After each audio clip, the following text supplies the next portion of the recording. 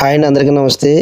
ఈరోజైతే BJP MLC Somu Veerraju గారు అంబేద్కర్ కోనసీమ జిల్లా కేసినపల్లి గ్రామానికి విచ్చేయడం జరిగిందండి. ఆ గ్రామంలో నెలకొన్న కొబ్బరి చెట్లు మొత్తం చెడిపోవడం జరిగింది. దానికోసం ఆయన మాట్లాడి దానికి సంబంధించిన నివేదికని కేంద్రానికి ఇవ్వడానికి ఆయన మీడియాతో మాట్లాడుతున్నారు.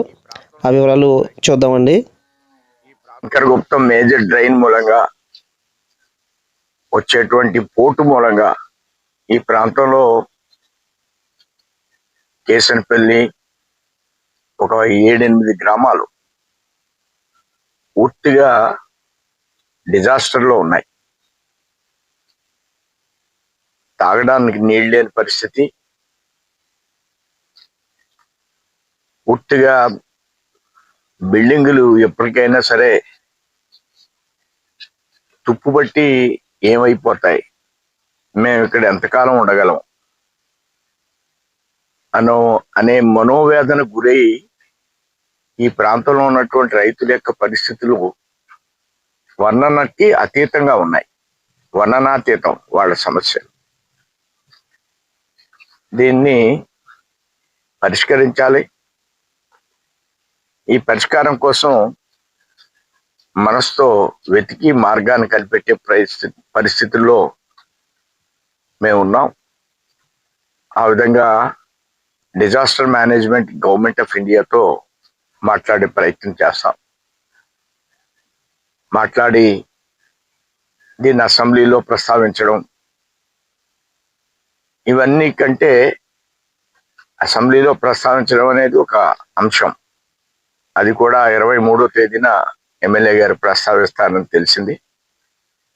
దాంతోపాటు నేను కూడా కౌన్సిల్లో ప్రస్తావించడం, పరిష్కారం గవర్నమెంట్ ఆఫ్ ఇండియా అనేది నాకు అనిపిస్తుంది. దాని దృష్ట్యా ఆ వైపుకి అడుగులేస్తూ దీనికి నిధులు సేకరించేటువంటి గట్టి ప్రయత్నం చేయడం కోసం మేము ఈవేళ రావడం జరిగింది. రైతులతో సమావేశం జరిగింది. రైతులు వారి గోడిని వెలబుచ్చుకున్నారు. అన్ని విషయాలు హృదయానికి హత్తుకునే విధంగా వాళ్ళ బాధలు చెప్పారు. వాటికి పరిష్కరించేటువంటి ప్రణాళికని మేము రూపుదిద్దుతామని మీ ద్వారా తెలియజేస్తాం. ఇంకా గవర్నమెంట్ ఆర్థిక ఇబ్బందులు ఏవైతే ఉన్నాయో వాటిని తట్టుకునే విధంగా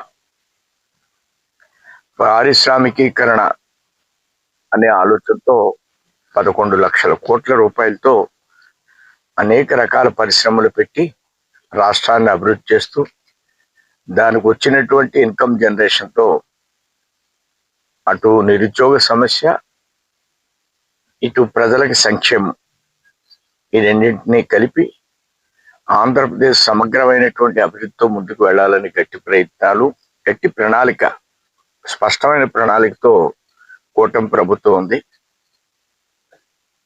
దీన్ని గమనించినటువంటి ప్రతిపక్షం వైసీపీ కొన్ని అవాంతరాలు సృష్టించే ప్రయత్నం చేస్తుంది.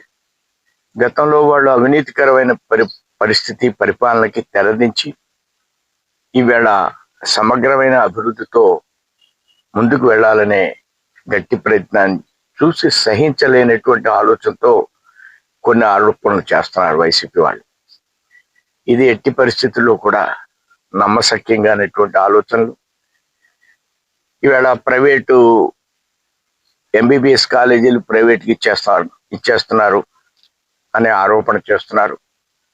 రాష్ట్ర ప్రభుత్వం ఆర్థిక స్థితులకు అనుగుణంగా కాలేజీలు నిలబడాలి, ఈ రాష్ట్రం అభివృద్ధి చెందాలనేది కూటమి యొక్క లక్ష్యం.